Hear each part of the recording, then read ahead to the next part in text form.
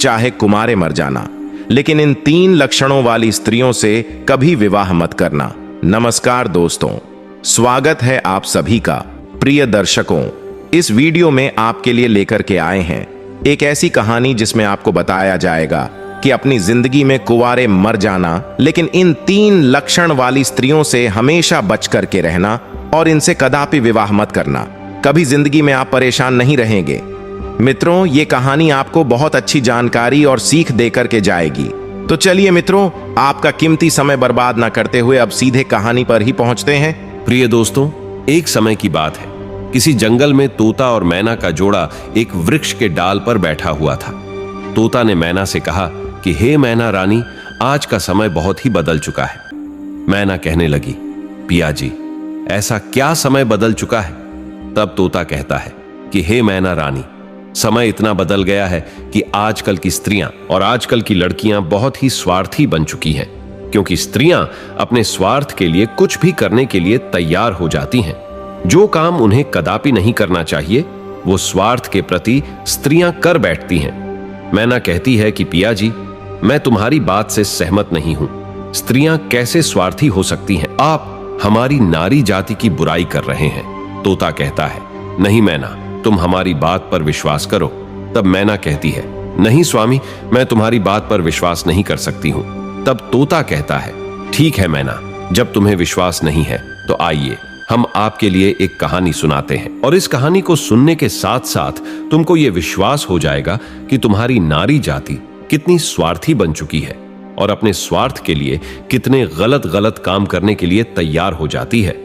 दोस्तों, तभी मैना कहती है, ठीक है स्वामी, पहले आप वह कहानी सुनाइए और सिद्ध करके बताइए कि हमारी नारी जाति स्वार्थी है या नहीं है। दोस्तों, तब वो तोता अपने मैना रानी को वह कहानी सुनाता है।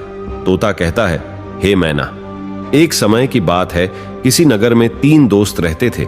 एक राजा का लड़का था जो राजकुमार था, एक बनिया का लड़का था और एक साहूकार का लड़का था। 3 दोस्त थे। तीनों में बहुत गहरी दोस्ती थी, क्योंकि वह तीनों साथ साथ पढ़े थे और साथ ही साथ बड़े भी हुए थे। राजा का जो लड़का था, जो राजकुमार था, उसकी शादी भी हो चुकी थी। मित्रों, एक दिन की बात है, तीनों दोस्त राजा के बगीचे में टहल रहे थे। तो राजकुमार, जो राजा का लड़का था, वह अपने दोस्तों से कहता है, भाई कल चलते हैं और अपनी पत्नी को उसके मायके से बुला करके ले आते हैं, क्योंकि बहुत दिन हो चुके हैं और हमें अपने पत्नी की बहुत याद आ रही है। इसीलिए कल ससुराल में चलते हैं और तुम हमारे साथ चलो और हम अपनी पत्नी को बुला लाए। तब इन दोनों दोस्तों ने कहा, जो साहूकार का लड़का था और बनिया का लड़का था, इन दोनों ने बोला, भाई तुम तो अपने ससुराल में पहुंच जाओगे और ससुराल में ससुर जी के महल में आराम से सोओगे, लेकिन हम कहां जाएंगे? तब राजकुमार कहता है, मेरे भाई, तुम कोई सराय देख लेना और एक रात की ही तो बात है। रात सराय में काट लेना और सुबह मैं अपनी पत्नी को लेकर के आ जाऊंगा और आराम से घर के लिए निकल चलेंगे। दोस्तों, राजकुमार के बात को सुन करके दोनों दोस्त, साहूकार का लड़का और बनिया का लड़का जो था, वो सहमत हो जाता है। लेकिन बनिया का लड़का जो था, वो बहुत ही चालाक और चतुर था, और जो राजा का लड़का, राजकुमार और साहूकार का बेटा, बिल्कुल भोले और नादान थे। दोस्तों, दोनों दोस्त जब सहमत हो गए तो दूसरा दिन होता है और दोनों दोस्त अपने दोस्त राजकुमार के साथ में वहां से चल देते हैं, और चलते चलते 3 दिन इनके रास्ते में लग गए। और 3 दिन के बाद में राजकुमार अपने ससुराल के पास में जब पहुंचता है, उस नगर के पास में जब पहुंचता है, तो राजकुमार अपने दोनों दोस्तों से कहता है, मेरे भाई, यहाँ कोई सराय देख लेना और रात उस सराय में काट लेना और मैं ससुराल जाता हूँ, सुबह जल्दी आ जाऊंगा। तोता कहता है, हे मैना। राजकुमार इतना कहने के बाद अपने ससुराल के लिए चला जाता है, और इधर साहूकार का लड़का और बनिया का लड़का सराय की तलाश में निकल जाते हैं। ढूंढते ढूंढते उनको एक सराय दिखाई देती है, और सराय के जब समीप पहुंचते हैं तो उन्होंने देखा कि यहाँ खाने पीने की भी व्यवस्था सही है और रुकने की भी व्यवस्था सही नजर आ रही है। दोस्तों, सराय के दरवाजे पर जब वे पहुंचे तो वहां उन्होंने एक बुढ़िया को देखा। उस बुढ़िया के पास में जाकर कहने लगा, हे माता, हम इस सराय में रात व्यतीत करने के लिए आए हैं और सुबह चले जाएंगे। हमारे लिए इस सराय में जगह दे दो जो हम रात सही से काट सके। दोनों दोस्तों की बात को सुन करके वो बुढ़िया जो थी वो कहने लगी, देखो बेटा, चाहे कहीं भी रुक जाओ, चाहे कहीं भी जाकर के रात काट लो, लेकिन इस सराय में आप ना रुके, इस सराय में आप रात ना गुजारे। तब दोनों दोस्त ने पूछा, ऐसा क्यों माता? तब बुढ़िया कहती है, मेरे पुत्र, इसमें अगर आप रुके तो आप जिंदा नहीं बचेंगे, क्योंकि आपकी मृत्यु हो जाएगी। दोस्तों, इस तरह से वो बुढ़िया जो थी साहूकार के लड़के और बनिया के लड़के को समझा रही थी।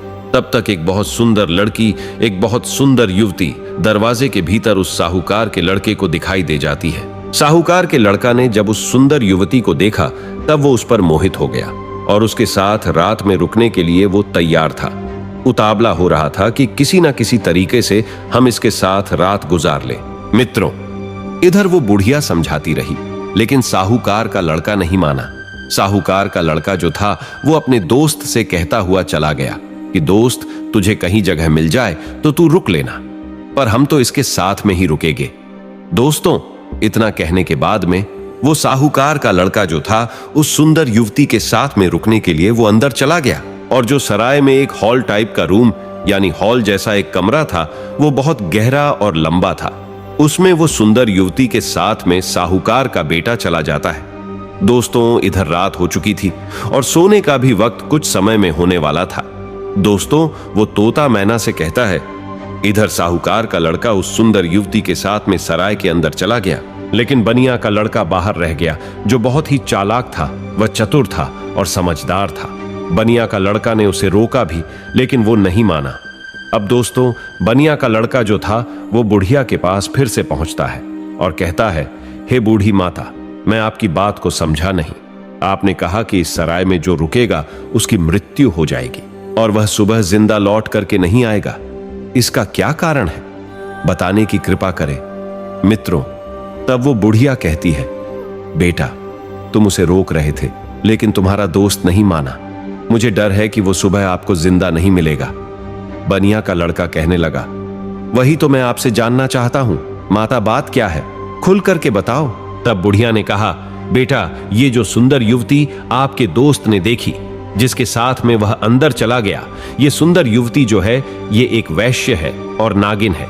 ये रात में अपना रूप बदल लेती है और जिसके साथ ये रात में रुकती है उसी को डस लेती है और उसको मार देती है।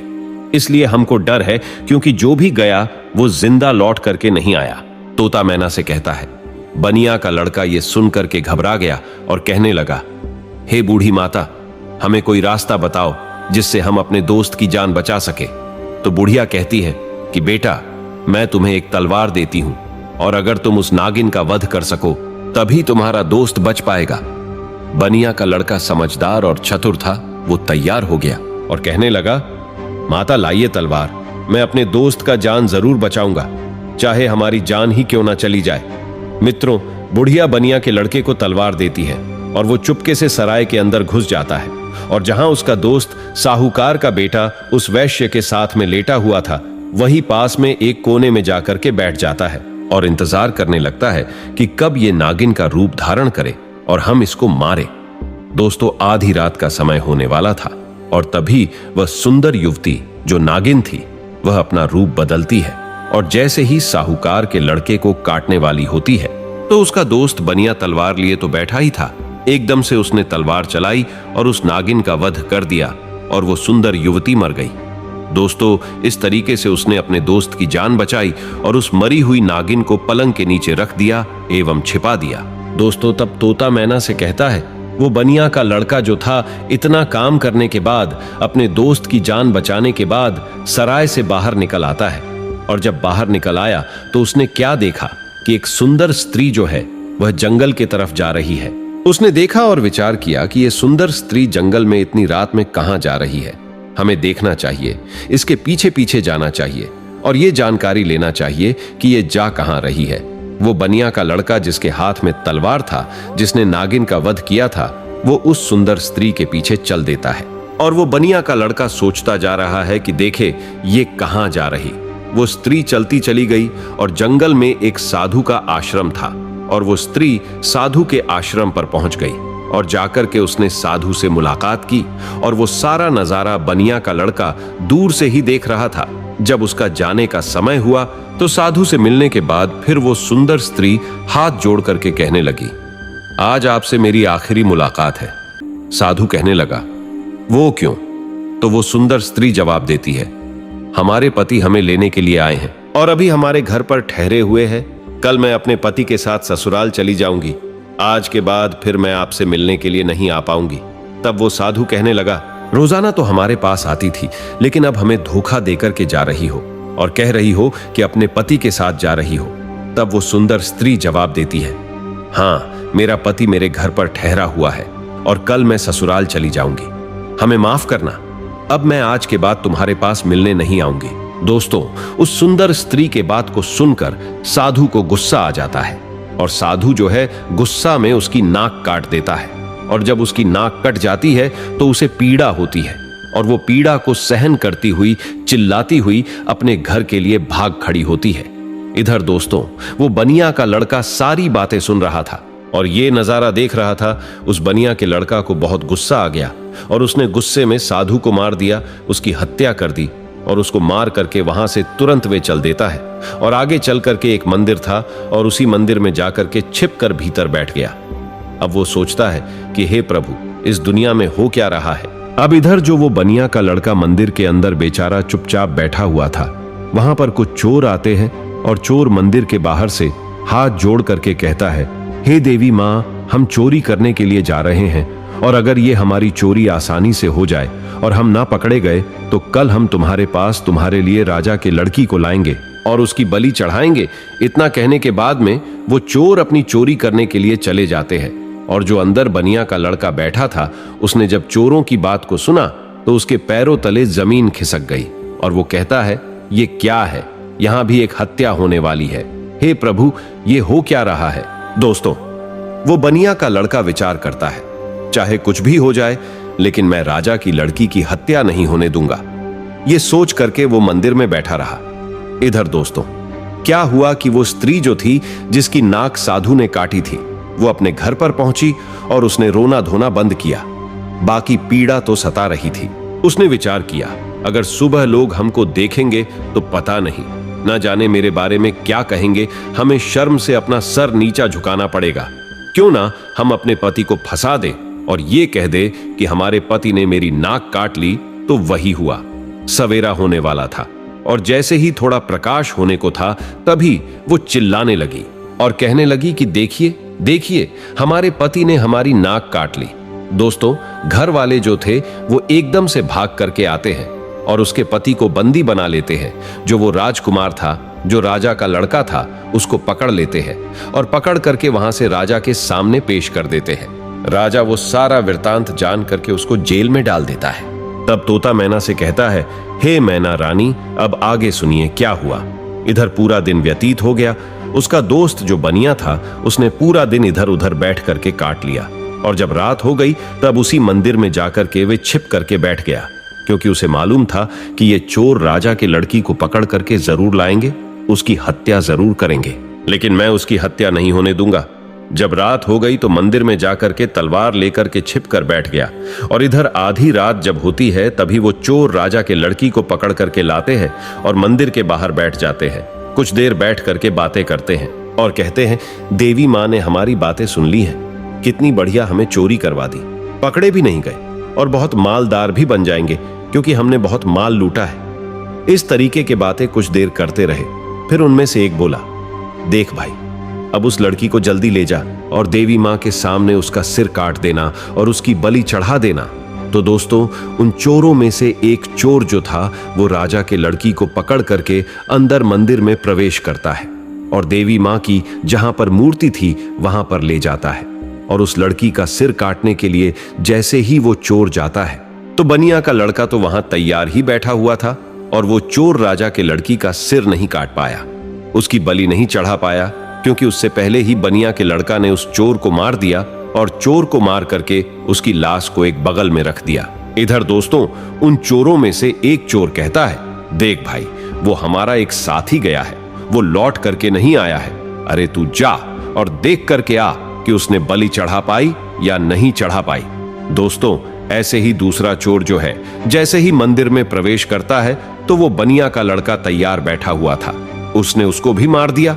कहने का मतलब यह है कि इसी तरीके से उस बनिया के लड़के ने जितने भी चोर थे सारे चोरों को मार दिया और उस राजा की लड़की की रक्षा की। जब सारे चोरों को मार देता है तब वो लड़की निर्भय हो जाती है और उसके बाद में वो बनिया का लड़का राजा की लड़की से कहता है कि चलो हम तुम्हारे घर तक तुम्हें छोड़ देते हैं। दोस्तों, राजा की लड़की घबराई हुई थी, उस बनिया के लड़के के साथ में चल देती है और इधर राजा की जो लड़की थी वो बनिया के लड़के से प्रेम करने लगी और कहने लगी कि हम तुमसे विवाह करना चाहते हैं। दोस्तों, बातों ही बातों में वो लोग राजा के घर तक पहुंच गया और घर के दरवाजे पर जैसे ही पहुंचा तो बनिया का लड़का ने मना कर दिया, नहीं, मैंने तुम्हारी रक्षा की है, इसका मतलब ये नहीं है कि मैं तुमसे विवाह करूं, मैं ऐसा कदापि नहीं कर सकता।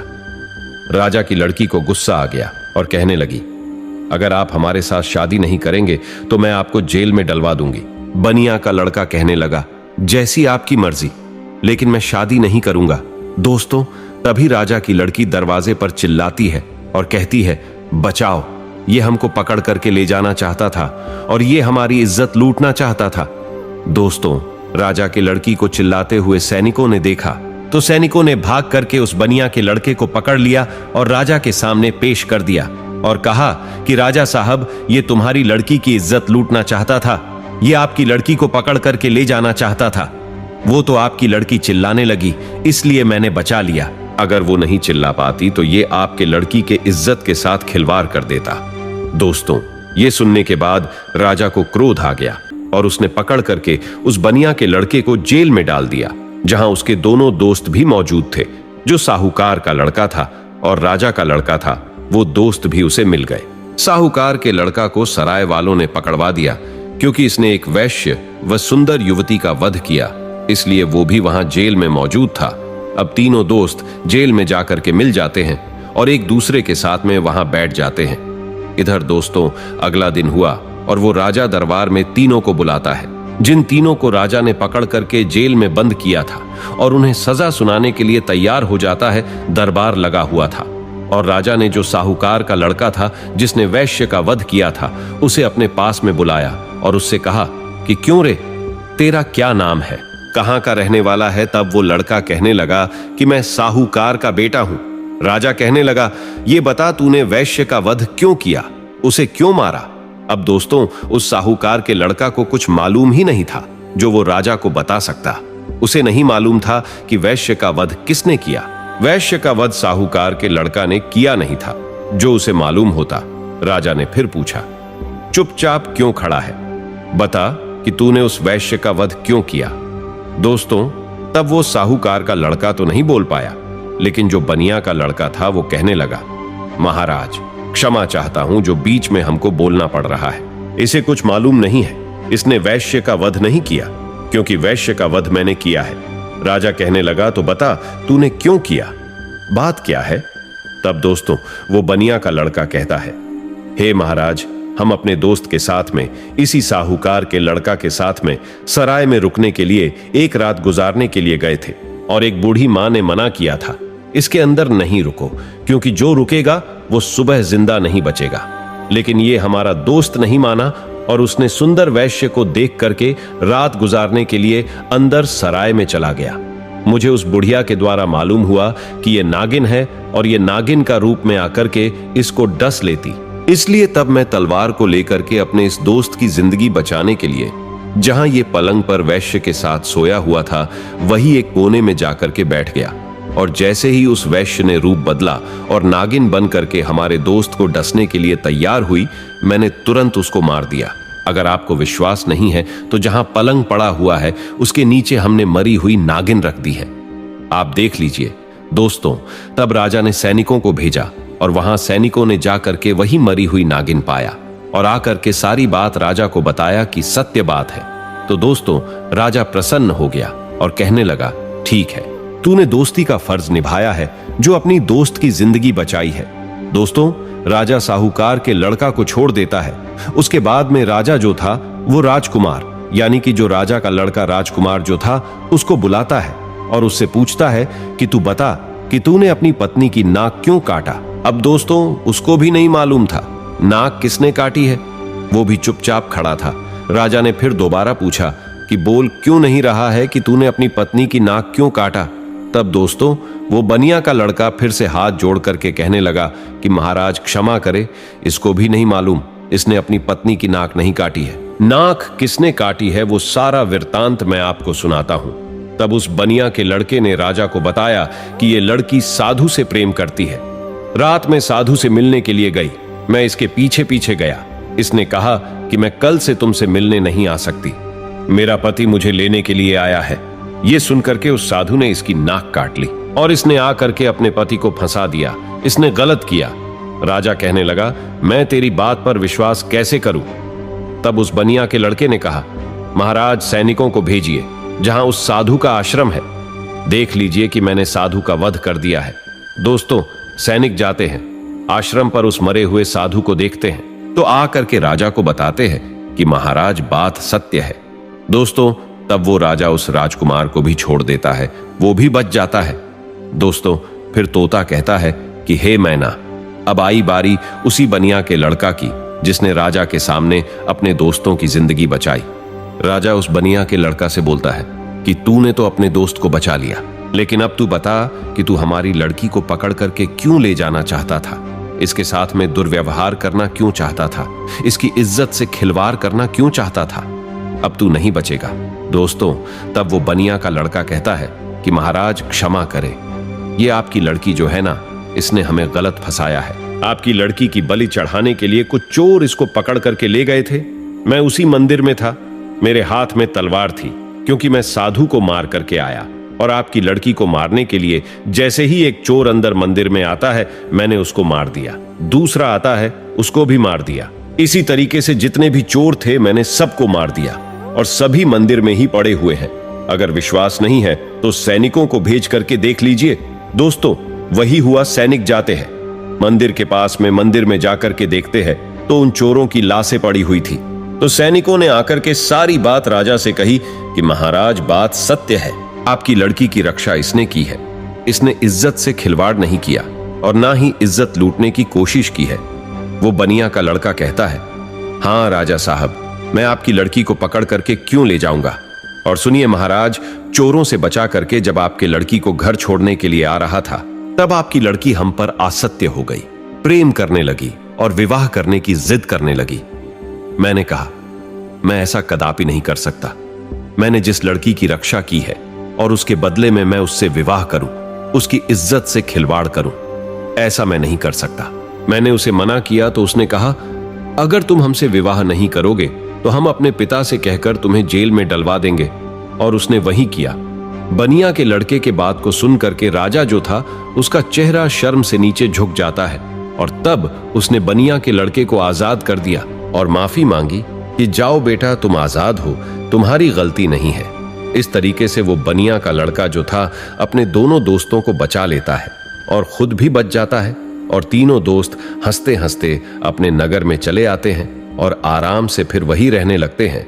तो दोस्तों अब वो तोता कहता है कि हे मैना, देख लिया, इस तरीके से नारी जात स्वार्थी बन चुकी है और अपने स्वार्थ के लिए गलत से गलत काम के लिए तैयार हो जाती है। अब उस गलत काम के लिए चाहे कुछ भी करना पड़े, चाहे कितने भी कष्ट झेलना पड़े, चाहे किसी के भी जिंदगी से खिलवाड़ क्यों ना करना पड़े, लेकिन ऐसी स्त्रियां नहीं मानती हैं। दोस्तों अपने पिया तोता की बात को सुन करके मैना जो है वो चुप हो जाती है।